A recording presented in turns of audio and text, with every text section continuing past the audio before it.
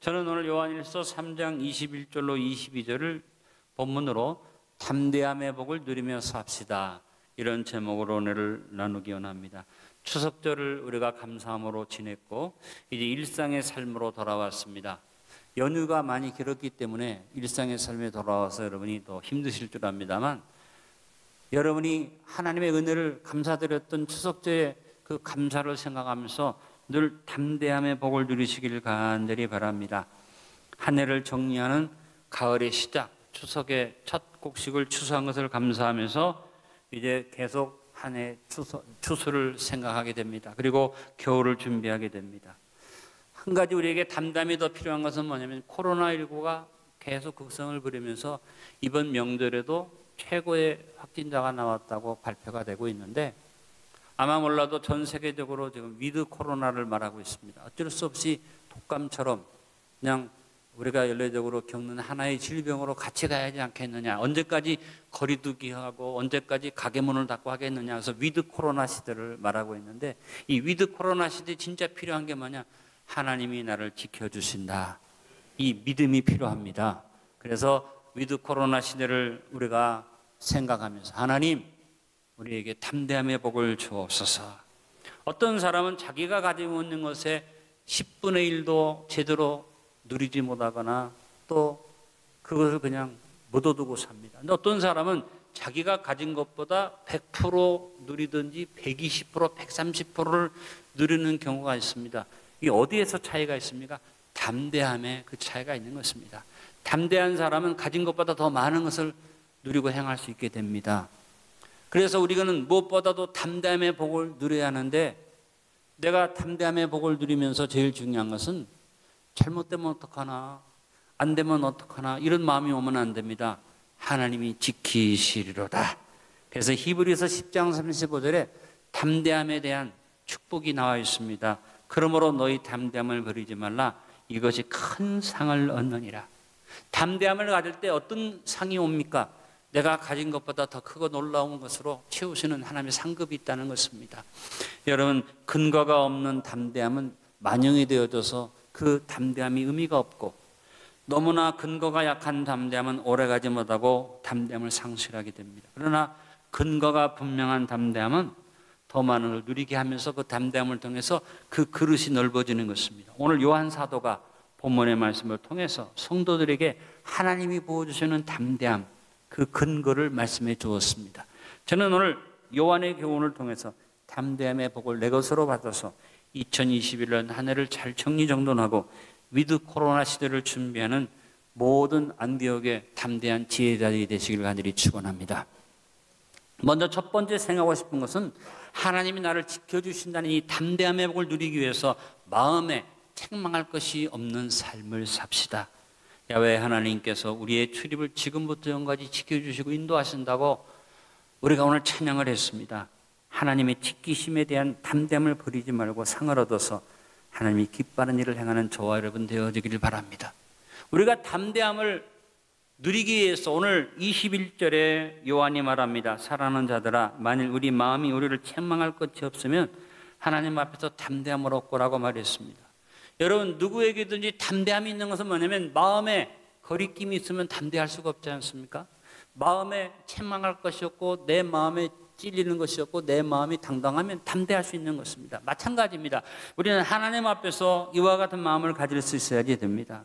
우리의 마음에 책망할 것이 없는 마음을 가질 수 있겠습니까? 우리는 늘 실수하고 또 우리는 늘 거짓에 물들어서 살고, 우리는 작은 일에 큰 일에 실족할 때가 많지만, 내 마음에 책망할 것이 없도록 하나님께서 우리에게 예수님을 통해서 주신 축복이 있습니다. 내가 정죄함이 없도록 주님 안에서 우리에게 축복 주셨습니다. 로마서 8장 1절의 말씀입니다. 그러므로 이제 그리스도 예수 안에 있는 자에게는 결코 정죄함이 없나니. 죄를 지어도 예수님의 보혈로 단번에 영원한 속죄를 이루셨기 때문에 내가 예수님 앞에 나가기만 하면 정죄가 없다는 사실을 기억하시길 간절히 바랍니다. 죄를 지어도 예수님의 이름을 의지하면 죄로 여기지 않으신다는 것입니다. 죄를 짓는 우리를 죄를 덮어주신다는 것입니다. 죄를 우리를 사해 주신다고 했습니다. 여러분 마음속에서 무엇보다 정죄의 의식을 버리시길 간절히 바랍니다. 정죄의식을 버리기 위해서는 우리가 무엇보다 회개하는 삶을 살아야지 됩니다. 우리의 회개가 늘 삶 속에서 일상의 삶에서 이루어지는 그런 회개가 될 수 있도록 요한일서 1장 9절에 말합니다. 만일 우리가 우리 죄를 자백하면 저는 미쁘시고 로사 우리 죄를 사하시면 모든 불의에서 우리를 깨끗게 하실 것이요. 따라합니다. 자백하면. 여러분 죄를 두려워하지 말고 정죄의식으로 괴로워하지 말고 하나님의 자녀니까 자백하면 됩니다. 여러분 자녀를 길러보면 알지만 자녀가 자꾸 숨기고 거짓말하면 부모가 그 자녀를 벌을 줄 수밖에 없죠. 그러나 아무리 잘못을 해도 자녀가 와서 그냥 있는 그대로 잘못했습니다 하고 자백하면 내 새끼니까 이게 죄를 인정하는데 어떡합니까? 용서할 수밖에 없는 거예요. 하나님 앞에 이 마음을 가지시기 바랍니다. 그러려니까 제일 먼저 회개에 앞서서 필요한 게 뭐냐? 내가 자녀다. 하나님 앞에 자녀로 서 있다. 이 마음의 담대함이 있어야만 합니다. 누가 뭐라고 말해도 나는 하나님 새끼입니다. 아멘. 이번 추석절 말씀 묵상의 주된 내용이 뭡니까? 하나님의 자녀된 것을 인정하는, 그래서 법적으로 칭의를 얻었고 하나님의 자녀로서 하나님을 닮아가는 성화의 삶을 산다는 것이 마지막 묵상이었습니다. 사랑하는 성도들이여, 무엇보다 자녀의 당당함을 잃지 않기를 간절히 바랍니다. 요한복음 1장 12절에 말했습니다. 영접하는 자 곧 그 이름을 믿는 자들에게는 하나님의 자녀가 되는 권세를 주셨으니 라고 말했습니다. 여러분, 자녀는 내가 하나님의 내 아버지라는 믿음만 갖는 게 아닙니다. 자녀는 마음속에 무슨 마음을 갖느냐? 내 아버지는 좋은 아버지가 나에게 좋은 것 준다. 여러분, 어떤 자녀가 부모가 자에게 나쁜 것 준다고 생각하는 자녀가 있습니까? 사기치는 사기꾼이 좋지 못한 음식을 만들어서 막 팔아먹어요. 최대한으로 이 돈이 안 들게 해서 팔아먹으면서 그 음식을 갖다가 자기 새끼한테 줄까 안 줄까? 자기가 알아요. 이거 먹으면 병난다는 거. 이건 아무 가치가 없다는 거. 자기 자식은 안 줘요. 그러면 그 나쁜 이 악한 상인, 이 나쁜 걸 팔아먹는 이 사람이 자기 자식한테는 뭘 줄까요? 좋은 거 줄까요? 나쁜 거 줄까요? 좋은 거 주는 겁니다. 좋은 거. 나쁜 아버지도 자식한테 좋은 것도 줄 줄 아는데 하나님 아버지가 우리에게 좋은 거 준다는 확실한 보장이 뭡니까? 생명까지 주셨는데, 여러분 마음속에 이것이 그냥 머리로만 이해되지 마음속에 믿음을 갖게 되길 간절히 바랍니다. 하나님 아버지는 나에게 좋은 것 주신다. 마태복음 7장 11절에 말합니다. 너희가 악한 자라도 사기꾼이라도 도둑놈이라도 좋은 것으로 자식에게 줄 알거든. 하물며 하늘에 계신 너희 아버지께서, 어떤 아버지입니까? 자기 생명을 주신 아버지께서 구하는 자에게 어떤 것으로? 좋은 것으로 주시지 아니하겠는가? 여러분, 여러분이 항상 담대해야 하는 것이 뭡니까? 하나님은 나에게 좋은 것 주십니다. 어떤 분은 기도할 때 참 이상한 기도하는 분이 있어요. 하나님 덜도 말고 더도 말고 그냥 필요한 요것만 주시고, 하나님 좋은 것도 필요 없어요. 그냥 적당히 빨리 이것만 주세요. 아니요. 여러분 기도할 때 기도를 바꾸시기 바랍니다. 하나님 좋은 것 주시옵소서. 넘치도록 주시옵소서. 풍성히 주시옵소서. 제일 좋은 것 주십시오. 하나님 1등품도 필요 없고요. 3등품도 좋으니까 그냥 주세요. 그게 아니에요. 하나님 나에게는 명품 주세요.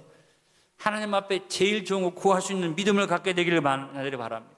그래서 우리가 하나님 앞에 가서 담대히 구할 수 있는 것 중에 하나는 뭐냐면, 내가 주님을 닮아가고 주님이 나에게 주신 말씀을 귀하게 알고 주님의 형상을 이루어가는 사람은 더 담대해질 수 있죠. 그래서 바울이 우리에게 말합니다. 디모데에게 바울이 편지한 내용의 말씀입니다. 디모데전서 4장 7절로 8절에 망령되고 타는 신화를 버리고 경건히 이르도록 내 자신을 연단하라. 육체 연단은 약간의 유익이 있으나 경건은 범사 유익하니 금생과 내생의 약속이 있느니라. 여러분, 날로 경건에 이르기를 힘써서 담대함이 마음속에 확 잡히고 마음속에 책망할 것이 없는 담대함이 확 차서 담대한 믿음의 사람이 되도록 합시다. 쓸데없이 중국 편이다, 일본 편이다, 뭐 친중파다, 친미파다, 이거 말하는 것 자체가 웃어. 우리는 하나님 편이다. 나는 하나님께 기도한다.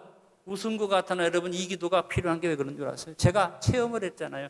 초등학교 6학년 때 아버지가 천국 가시고 우리 어머니가 아버지가 남긴 재산 다 그냥 남한테 줬다가 다 사기당하고, 어느 정도까지 갔느냐?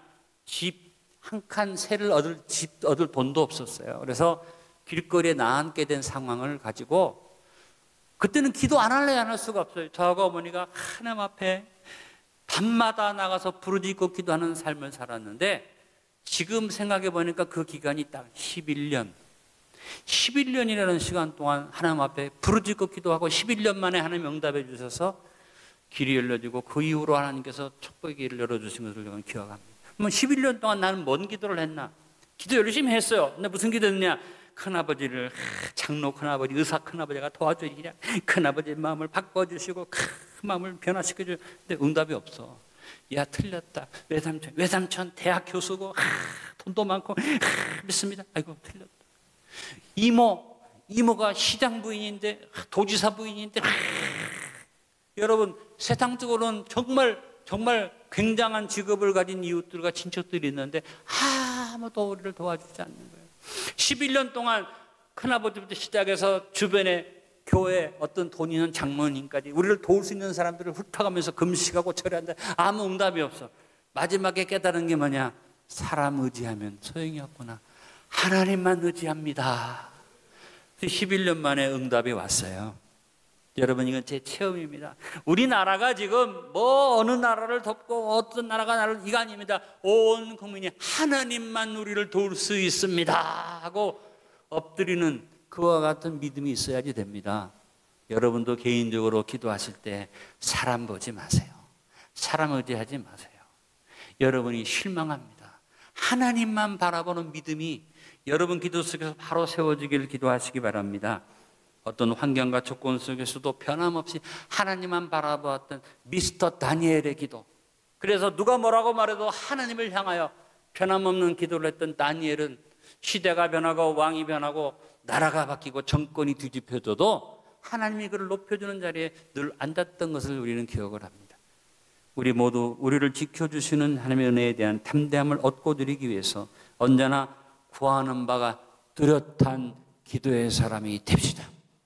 세 번째, 하나님이 지켜주시는 것에 대한 담대함의 복을 누리기 위해서 하나님의 요구에 응답하며 삽시다.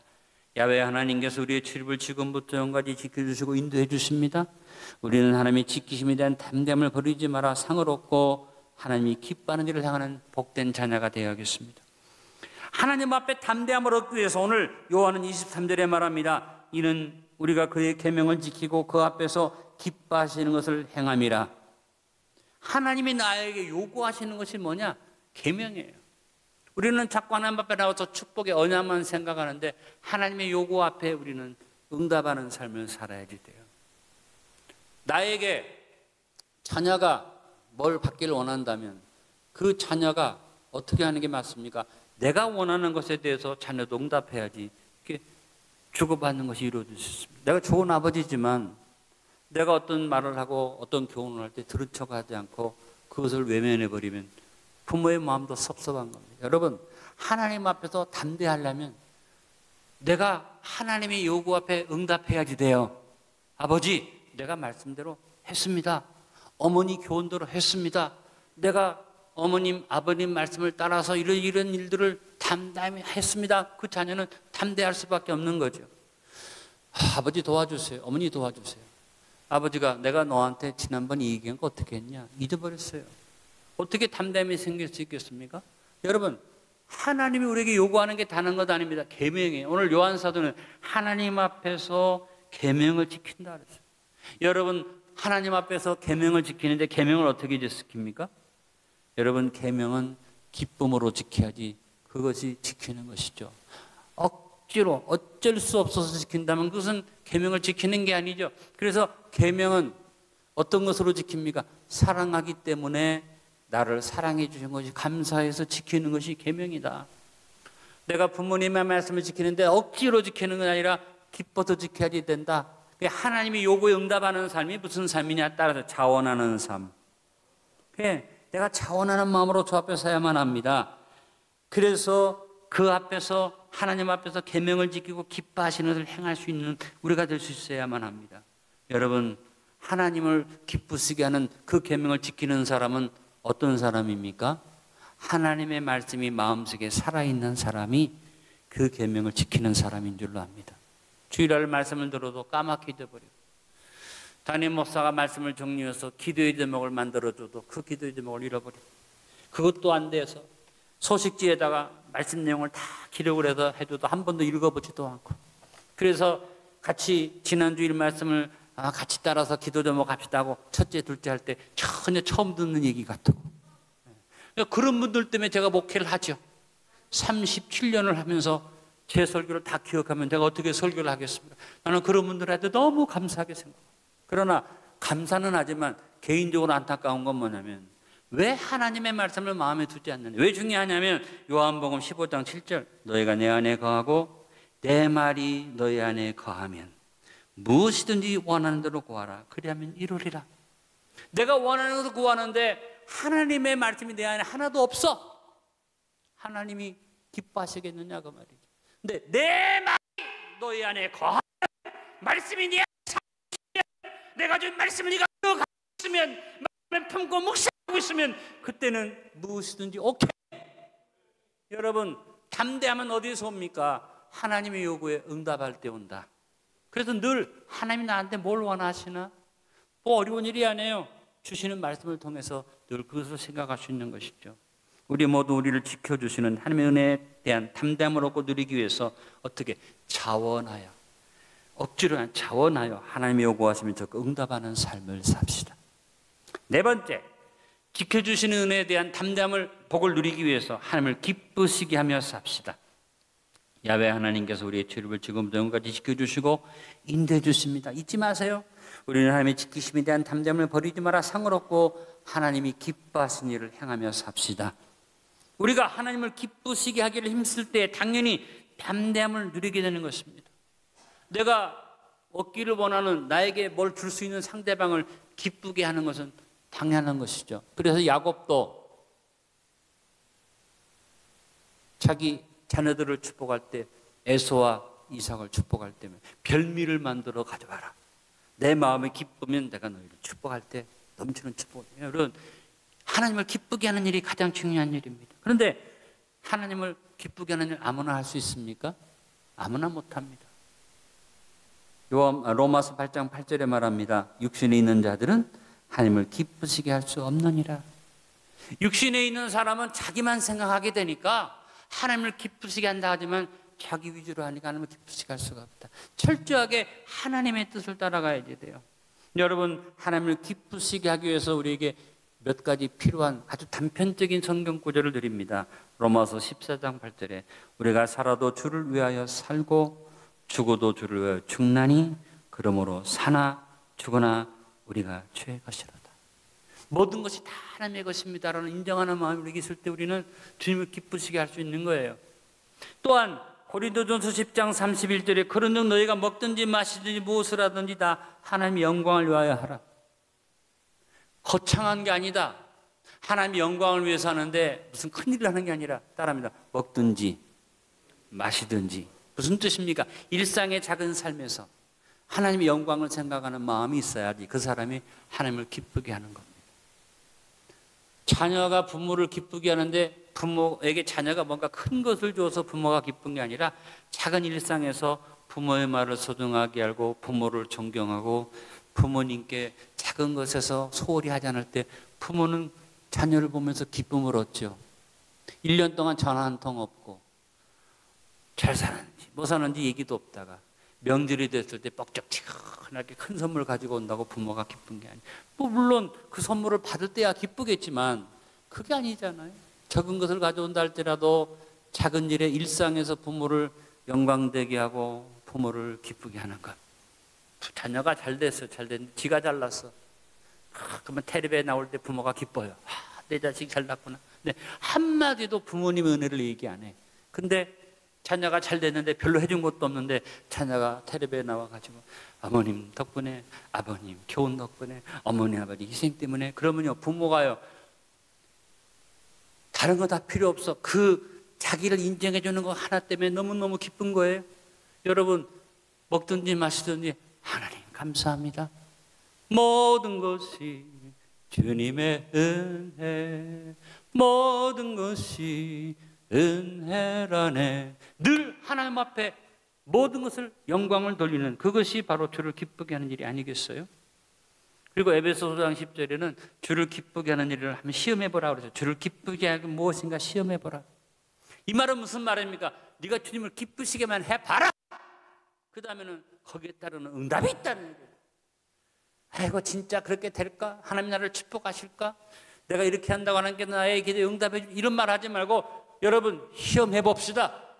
하나님을 시험하지 말라고 그랬잖아요. 근데 한 가지는 분명히 했어요. 하나님을 기쁘시게 해봐라. 여러분이 담대한 마음을 가지려면 하나님을 기쁘시게 하는 자가 될 수 있기를 간절히 바랍니다. 우리 모두 우리를 지켜주시는 하나님에 대한 담대함을 얻고 누리기에 하나님을 기쁘시게 하는 삶을 삽시다. 말씀의 결론을 맺습니다. 야훼 하나님께서 우리의 출입을 지금부터 영까지 지켜주시고 인도해 주십니다. 우리는 하나님의 지키심에 대한 담대함을 버리지 마라 상을 얻는 자녀들이 됩시다. 첫 번째, 우리 모두 우리를 지켜주시는 하나님의 은혜에 대한 담대함을 얻고 누리기 위해 하나님 앞에 책망할 것이 없는 마음과 행위를 갖는 참 회개의 삶을 삽시다. 책망할 것이 없는 마음을 갖자고 말이에요. 두 번째, 우리 모두 우리를 지켜주시는 하나님의 은혜에 대한 담대함을 얻고 누리기 위해 언제나 구하는 바가 뚜렷한 기도의 사람이 됩시다. 담대하려면 뚜렷한 기도가 분명한 기도의 제목을 갖자 그 말입니다. 세 번째, 우리 모두 우리를 지켜주시는 하나님의 은혜에 대한 담대함을 얻고 누리기 위해 자원하여 하나님의 요구하심에 적극 응답하는 삶을 삽시다. 자원해서 기쁨으로 하나님께 응답하는 삶을 살자는 겁니다.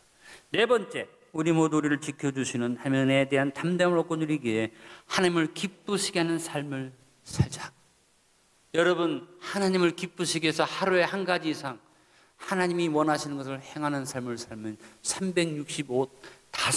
365일 그 중에 빼는 것 빼도 한 300일 정도만 하나님을 기쁘시게 하는 일만 해도 얼마나 하나님이 기뻐하겠습니까? 우리가 주 안에서 담대함의 복을 누리는 사람이 아무나 담대함을 얻는 게 아닙니다. 믿습니다 한다고 담대함을 얻는 게 아니라 내 마음에 책망할 것이 없도록 자녀로서 늘 회개하고 기도하는 목적이 뚜렷해서 분명한 기도 제목을 가지고 어떤 요구를 하나님이 하시든지 간에 기쁨으로 응답해 자원하는 마음으로 하나님의 계명을 지키고 그리고 일상의 작은 삶 속에서 하나님을 기쁘시게 하기를 애쓰는 자가 되면 담대함이 우리를 점령하고 그 담대함으로 우리가 상을 얻게 되어질 줄로 믿습니다. 안디옥 교회 성도 여러분, 코로나19가 지금 우리를 위협해도 한 가지만 하면 됩니다. 담대함을 가지면 이 흑암의 역사가 물러가고 우리에게 하나님의 축복의 역사가 넘쳐날 줄로 믿습니다. 아버지 감사합니다. 우리 안디옥 교회 성도들이 추석을 지내고 이제 주님 앞에 섰습니다. 추석을 지내면서 우리에게 들려지는 소식은 어느 때보다도 확진자가 많아졌다는 절망적인 소식을 듣고 거리두기를 계속해야 한다는 이와 같은 소식들이 들려오고 있지만 여기 우리는 흔들리지 않습니다.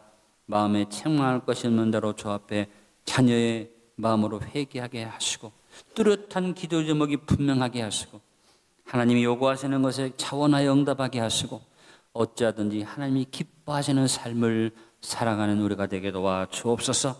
말씀하시면 나아가고 말씀하시면 그 자리에 서고 말씀하시면 내가 순종하고 말씀하시면 충성하겠습니다.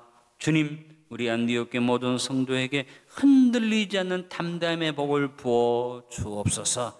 예수님의 이름으로 기도드리옵나이다. 아멘.